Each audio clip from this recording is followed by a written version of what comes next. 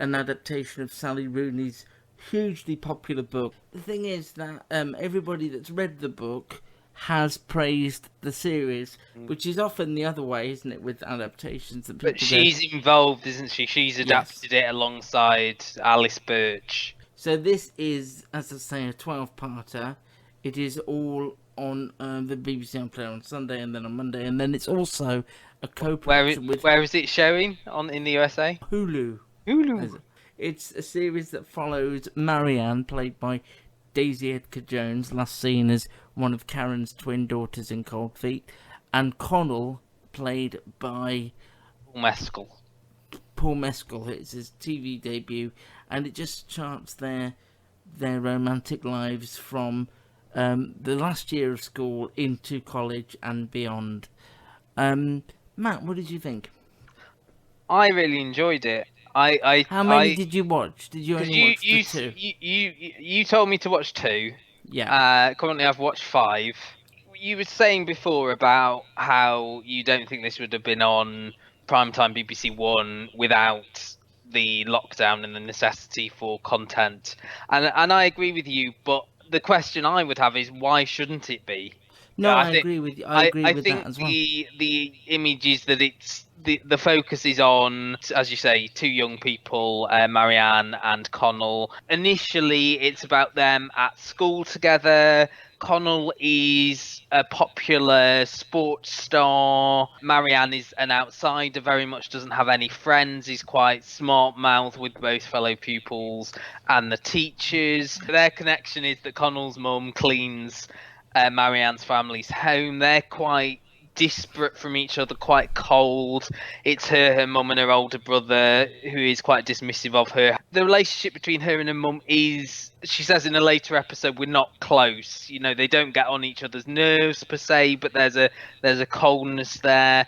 Connell and his mum, which you do see that relationship in later episodes, have got a different relationship. Obviously, they're the different end of the social spectrum.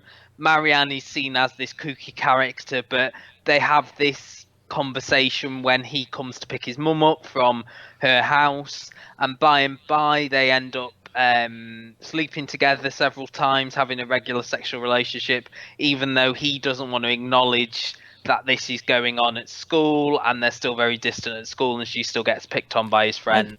They've both got this social awkwardness, but because he is in with the in crowd in school, he's able to hide it more. And you said this on Twitter to someone that you thought it had a tenderness to it, and I think the positives here are obviously the writing with Sally Rooney being on board. The 2 main characters are well crafted, are believable.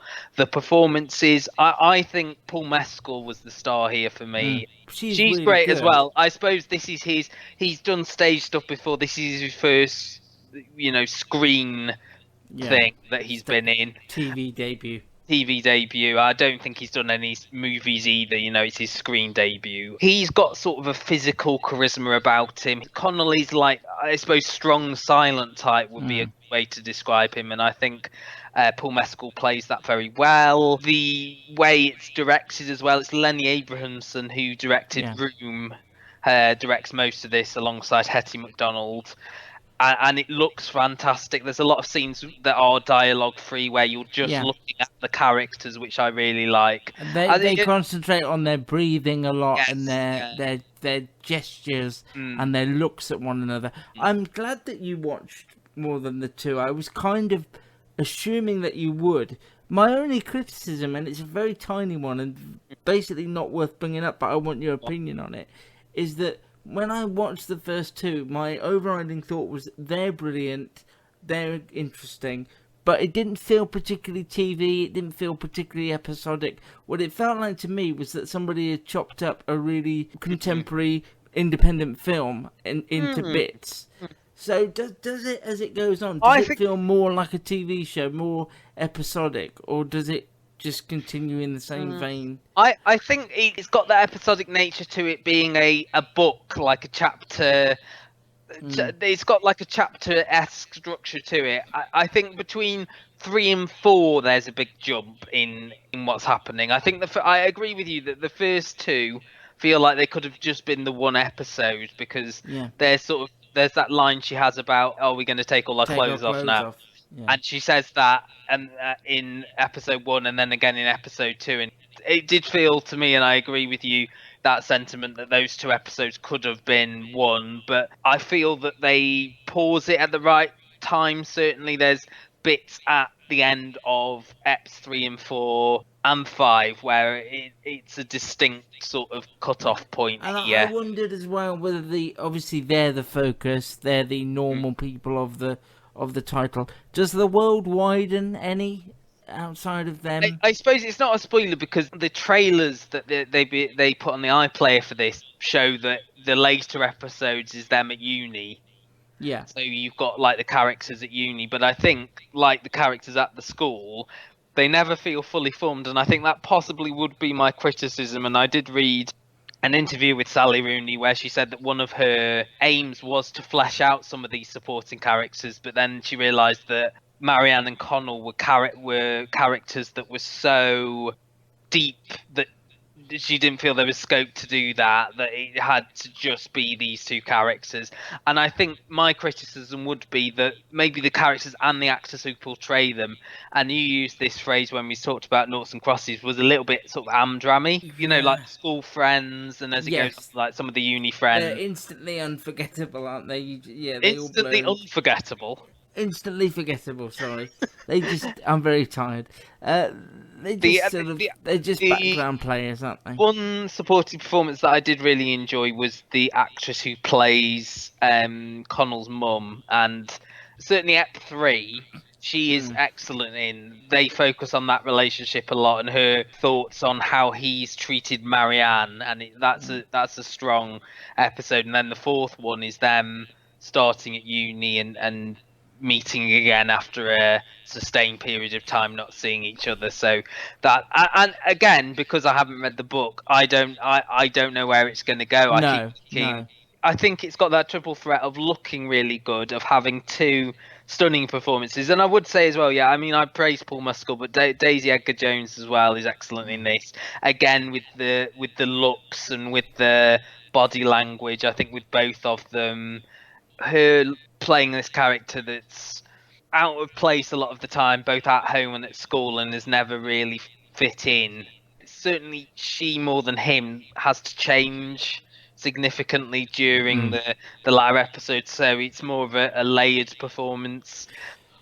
And so basically what you're saying is, what I was hoping you'd say is that if I liked those 2, which I did, then there's no reason I wouldn't like the rest. Do you know what? I almost instinctively knew that this would be something you'd roll on with because they were there. If anything, I think you get more out of it as it goes on. I think that 2nd episode is very heavy on the sex scenes as well. Well, the thing is, the structure of it I find quite fascinating, because the directors have both said it was designed to be in half-hour chunks, but then Hulu and the iPlayer are putting them all up there, so it means that you can just watch them as one long film piece. I suppose in terms of the iPlayer, part of that is because it's under the BBC 3 strand, and I think apart from the most recent run of this country, I think everything gets stuck. Everything mostly, It's going to have its viewers, because I haven't read a single poor review. I read reviews after I'd seen the first 2, and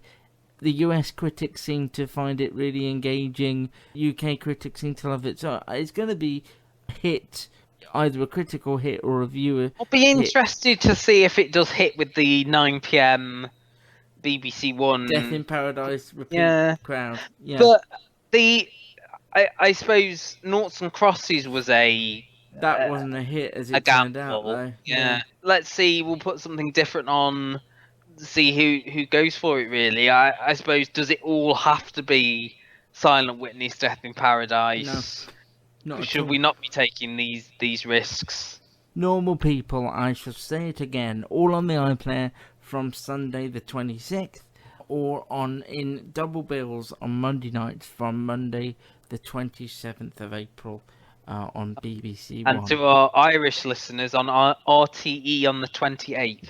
There you go. On Hulu's getting it last, actually. Yeah. Hulu, I think, gets it on the 29th. Not that the Irish should get it first. It's very Irish. I liked it, but I just... Yeah, sorry, come on, because I've been talking a lot, and you haven't really... No, I liked it. I thought she was what drew me to it initially. They do have a great, believable dynamic between them. This is the word I used. It's tender, it's gentle, it's sweet. It's believable, and I think just one more point before we move on is that I certainly could relate to both of them. They convey the awkwardness and that sense of not being able to fit in when you're a teenager, both at school and later at college. And I think the later episodes look at the sort of change in your identity when you go from being in a small town in like Sligo, where it starts, whether at school, and then both moving to Dublin in the later episodes. It doesn't sort of waste time introducing you to the world, to the characters. You're just sort of thrown in, and it's the dialogue and it's the gestures and things that tell you who these people are, what they're like, and it's so refreshing not to have this. Could have so easily of dialogue in a way. As it goes on, it's more about them separately. Yeah, well, it would have to be, wouldn't it? Yeah, together. So, but one episode will have one of them saying for 15 minutes and then the other one for 15 minutes, and like only the affair.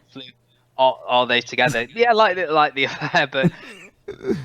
This is a classy version of the affair. And 3 and 4 are very focused on him, which is possibly why I'm very sort of big on him, especially for your first major role that anyone's going to see. I suppose Daisy Edgar-Jones I only really know from Cold Feet, and her role in that is pretty minimal for most of it, isn't it? She just arrives and had more to do in the last series, but I'm going to use it again. It's a very tender show.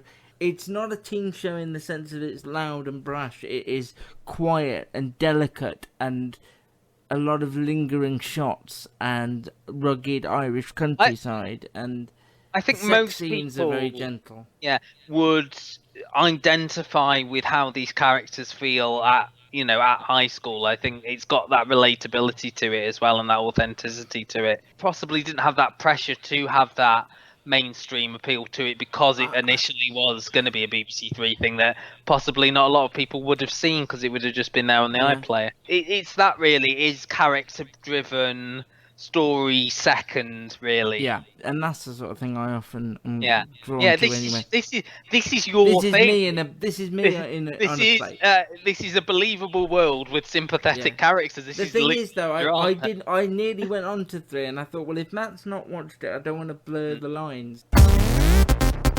So this is weird. We've never done this before, in my knowledge, but we're going to cut here because we recorded on Saturday, and I listened back. I've edited the podcast. I listened back, and I had a lukewarm, that's the phrase we're going to use ever so often now, response to the normal people. Matt was raving about it, and then I sort of said, after all his talking about it, yeah, I enjoyed it. I liked it. And I love it. I'm obsessed with it. I think what it is, like we said in the review, not to repeat ourselves, those first 2 should have been one, because it was episode 3 where it's about the debutante ball and why doesn't he ask her, and there's looks to Debs, camera. they call it, just Debs. Why that's the one where I realised after just an hour and a bit in these people's companies, I really feel empathy for them. My heart was breaking that he just didn't ask her. You really feel invested and attached. It's the way he just says, I've asked this other girl. He doesn't even not ask her. Yeah. Like, do you mind if I ask her? But it's just so well done, and I didn't appreciate from the first 2 episodes when we did the review just how bloody good, you said it, how blooming good he is. His character actually is very much an introvert, or he can do things with his face and with his expressions and with his looks that convey so much more than any dialogue, although the dialogue in this is wonderful, that the dialogue ever could, because his expressions, you're just immersed in him whenever he's on screen. And those episodes that pretty much focus on him have been my favourite so far. Admittedly, can you see sort of where I was coming from? My sort of reaction maybe ahead because you'd seen the first two, and it was more sort of focused on her, perhaps. Yeah. On Marianne in the first two episodes, and then it switches. And I love his relationship with his mum as well. I was just going to say that another scene that I just thought was remarkable was the scene where his mum finds out that he didn't attempt to ask her to go to the Debs and says pull over. He's driving, she says pull over, and she's so irritated and so disappointed in him that she gets out of the car and walks home on her own. And it's just those. Is she walking home, or is she walking to working? Because she then finds her, doesn't she? But that's does the scene where she finds her, because she stops going to school, doesn't she, after finding out that he's not asked her to the Debs, and she's home alone, and the mum comes in. I think it's Lorraine, the name of the mum, and basically gives her that sort of maternal warmth that she doesn't get from her own mother. And she says, "Good for you, good for you for not going," and she really appreciates. She sort of unpicks what her son's been doing because he's been rationalising it, and she said, "Well, you've been doing it in secret, and how do you think she feels about that? That nobody knows what's going on, and you're having sex with her, and then making a lie about it, basically." But the interesting thing is that this thing about it all being a secret, it carries on into their uni lives, and they have new groups of friends, and even the friends are starting to you two are together, yes, kind of, and it's really interesting. I would say. Yeah, go on. I've said this on Twitter. I want to say it on the podcast in case people don't follow me. It is easily the best BBC drama in a long time. I can't remember the last time, because you know how I'm always saying the BBC are doing big. They always do big now, which is why. But this was a BBC Three drama, wasn't it? Huh? Sorry. What I was saying was this was a bit. I suppose we haven't really watched a lot of stuff that's been produced for BBC Three, well, actually, like drama-wise. For Hulu, and it was a BBC. It wasn't BBC Three. It was a BBC and Hulu production, and they hadn't decided to put it on the BBC Three, and then I think COVID meant that it went, as we said earlier, onto the BBC. But all their dramas have been so big, even ones we've liked, like The Nest and Line of Duty. Big premises, big action pieces. Well, this is emotional, and what we always say is that it's to get that international money, but this has been internationally sold, hasn't it?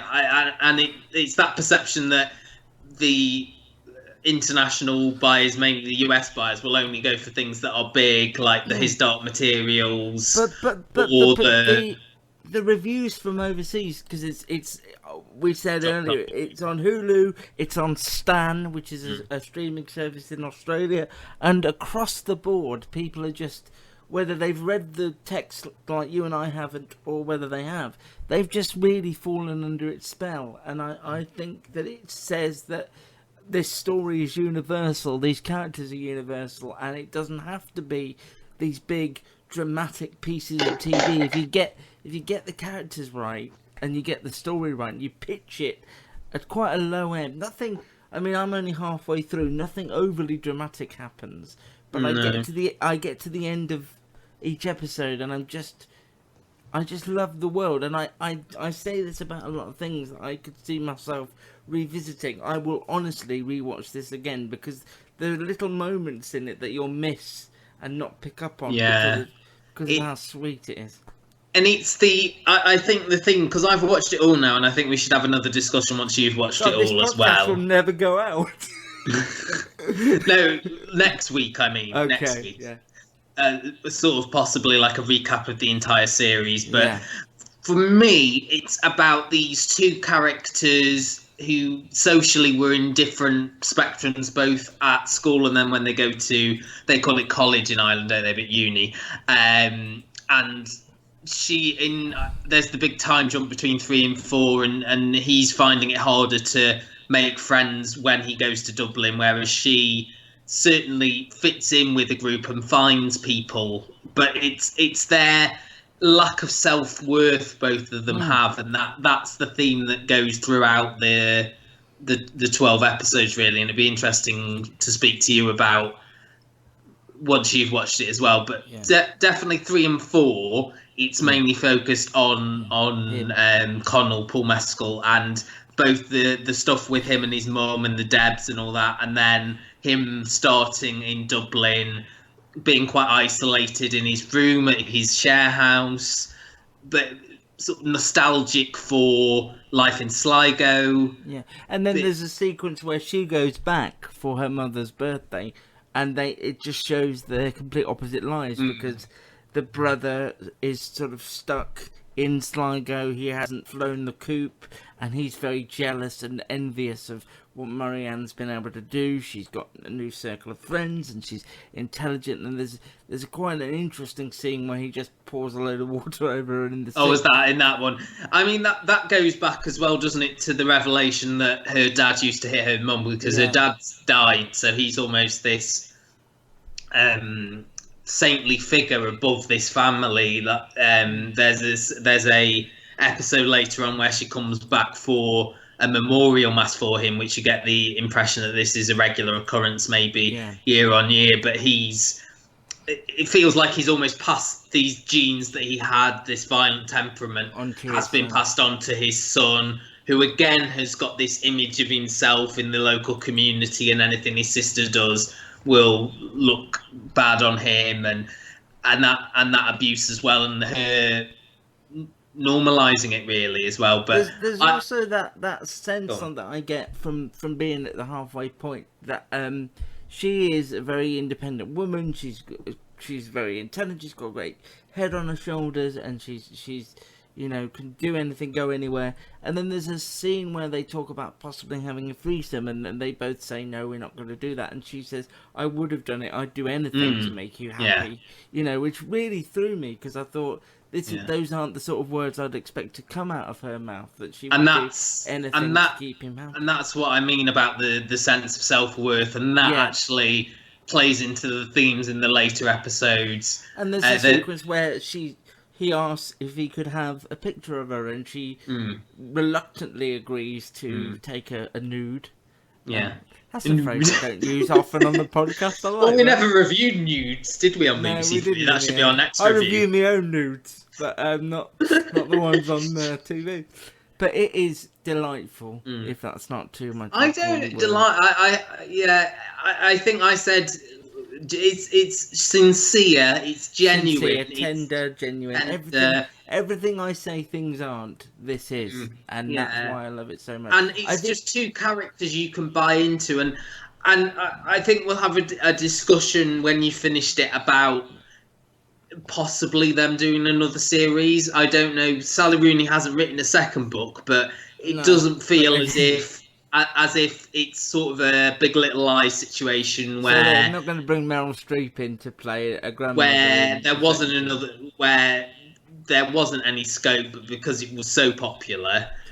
This feels like she's definitely left the characters, if it's the same way that the book ended, on a very ambiguous note. Just to say to you and others who haven't got that far yet, but it basically goes throughout to the end of their college careers, so which is 4 years, as far as I can think. It was 4 years of college plus the bit we got in high school, so it's essentially 5 years of these characters as well that you're spending time with. So you really feel like you know them by the end of the show, and it takes you to. And I don't know whether they film there, but there's an episode that's all in Italy. There's several episodes where she's in Sweden. So my problem is I've been raving a lot, but I haven't genuinely felt this much affection for a show in a long time, and the temptation is, because it's all there, to go through it, and I don't want like a lot of people would have done, and I don't begrudge anyone for doing it, but I will feel like I don't have anything to watch once I finish this, because nothing's gonna scratch that itch in quite the same way as this did. So it's going to be quite. I will finish it. Is it something you'd be watching on the Monday nights? Is it something that you would watch with your parents, for example, because of the graphic nature of it? The graphic nature wouldn't worry me. Well, I say graphic. It's not graphic. It's there's a lot. There's a lot of. I suppose would you be comfortable watching that amount of nudity and sex scenes with your parents? The fact that I know that it's when they surprise you and you don't know they're going to be on screen that it would be awkward. But I don't know whether they would feel the affection for these characters that I would just with the age gap. But I don't know. I could to be fair, Luke, they are like twice at the start. We're twice their age. I know, but I'm young at heart, Matt. I'm young at heart. Yeah. Immature. Normal people. Let me say it for probably the fourth time, and I apologise. All on iPlayer, all on the BBC 3-strand there on the iPlayer. And all on Stan in Australia, all on Hulu on Wednesday. RTE in Ireland. RTE on Thursday. and chilled on Sunday. Let's talk about normal people. Now we have finished it. So I've finished it already. All right, I knew you were going to say that. I have finished it. I think when we last spoke, I'd seen 8 episodes or 6. No, less than that. I think you were midway through 6. Okay, and what follows with 6 is that you go on a real journey with them. So you've got them spending time in Marianne's family holiday home in Italy that just looks stunning, and there's a lot of tension there between Connell and Jamie, Marianne's new boyfriend.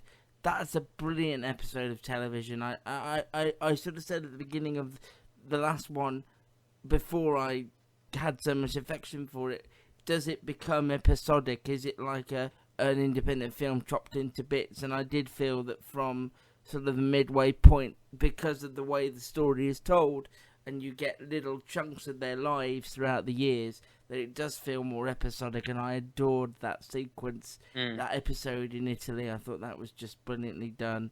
What I think is so special about it is just the way you feel so involved in these characters' lives, and I spent the majority of it wanting to bang their heads together and shake them and say, just realise how good you've got it at the moment. And in those latter episodes where they do sort of officially announce to their little world that they are a couple, and Marianne spends Christmas with Connell and his mum, I thought that was brilliant. It's just so joyous. It is the best show of the year, the best BBC drama in recent memory, and it is worth all the hype that Matt and I and everyone else that you've seen is giving it. I absolutely adored it, and I felt really bereft when it ended. The ending is somewhat, I wouldn't say disappointing, that's unfair, because it's the way... It's open-ended, isn't it? I think what I was saying last week, that I obviously neither of us have read the book. I wonder if that is the same way that she ended it, with the as you say, that they end up as a couple after both have... Well, certainly Connell has severe trauma. One of his school friends commits suicide. He ends up having a breakdown and goes to see a therapist. Those sequences where he's talking to his therapist and he breaks down, they are so intimate and so brutal. You almost feel like you're encroaching in on him by watching it, and it almost feels... I said episode 10 his performance is just heartbreaking. Yeah. I loved it. I think both of them realise that they're the other's sort of comfort blanket. He's able to sleep when she's there with him on Skype. She obviously, there's this thing about self-worth that she feels like she doesn't deserve happiness almost. Well, she has a relationship midway through with a guy who's into bondage and takes photographs of her and ties her up, and that was really hard going for me. I really found that uncomfortable. Yeah, well, I think you were meant to. That's when you realise how invested you are in these people's lives, when you're like, I can't even bear watching this because it just sets my teeth on edge, and I just feel for her. And and she realised that a lot of her uni friends weren't good for her, and at the end the two of them living together very happily. He then gets an offer to go to New York to write, and initially says, I don't want to do it at all, and then considers it. She says, yes, you should go, and it ends with him off to New York, her staying in Ireland. And I think she's sort of made peace with who she is and where she is. They both and have, says, I think. I'm happy in my life and I want to stay. Yeah. I think that the next chapter is easily written, really, isn't it? Because this isn't a story that was built on plot. It's built on these two characters. And it's an interesting leap to see if they do one where he's been to New York and comes back, and what the state of their relationship is then. There's a lot of scope, I think, for another series. It's bigger moments. So there is a big confrontation between Connell and Marianne's brother when the brother inadvertently hurts his sister. And even its bigger moments don't get big and brash. They're still tender and quiet and intimate and to the point. And there's no raised voices or melodramatics. They're all straightforward and down the line. And I really appreciated how the tone was kept so simple and intimate throughout the whole thing. It was just brilliantly done. I mean, what do you think it is about it? Do you have a sense of why it speaks to us? Because we're not of that age group. I think it is a very intimate portrayal of outsiders, and I think if you haven't been an outsider or haven't felt what it's like to be an outsider, maybe you haven't got that perspective on it. But I think a lot of people, certainly that we interact with just you and I. I was going to say, like, in the TV community, the TV critic community, have at sometimes experienced that, the feelings of the lack of self-worth, which there's a lot throughout, the awkwardness of adolescence, of trying to be a grown-up when you leave home to go to uni. I think it just plays on those memories that we have of that time really well and really authentically. I think it's been a while, and you said it last week, that it's been a while since there's been something that's been very small and intimate, and it might be that a lot of us have missed having a drama like that. I absolutely love it. I will watch it again. It's normal people. And the one thing that you said, which I agree with to a point, which was that the friendship circle doesn't feel as fleshed out. But actually, I was thinking, was that a deliberate choice? Because really, the only people that matter in their world are those two. And so is it we're seeing the world through their eyes, and so nobody else is that important to them. Sally Rooney, I read a little snippet of an interview with her where she did say one of her aims was to flesh out these secondary characters, but she felt that there was so much in just Connell and Marianne that she felt she couldn't do that, even given 6 hours of TV time. What I meant mainly was maybe the performances. I know they're not given a lot to do. Maybe it distracted me a little bit from the brilliance of Paul Mescal and Daisy Edgar-Jones, who were just so great. And yeah, I mean, this for me is up there in terms of top TV shows of the year. And I think it is something we will remember, and hopefully if there is a BAFTAs next year, because I don't think there's one this year, a TV BAFTAs, or certainly it's going to be quite late in the year, that both Daisy and Paul do get nominated and hopefully win those awards. Obviously we don't know what's coming later in the year, but I don't think there's going to be a lot more competition. It might be the show of the year. I've been reading a lot of interviews with them as well, basically through American publications. Both of them saying they found fame at the most surreal time, where they are experiencing fame through people contacting them on Twitter, but they, like us, are stuck in their rooms, unable to even interact very much with one another and discuss it and what fame is like. They're stuck. They're just stuck. And hopefully that they won't be forgotten in this, because this moment is very important for them, and I hope it leads to bigger things for them. And I don't, as much as the first series ended open-endedly, I don't particularly want more, because I think it might taint it slightly. I think, but we get that, don't we? Anything that's vaguely popular, we're going to milk for all it's worth. We live in those times, don't we? I don't know much about Sally Rooney, but the fact that she wanted to be so involved and co-author this essentially for a second time would make me think that she's not the sort just to go, yeah, I'll bang out another one.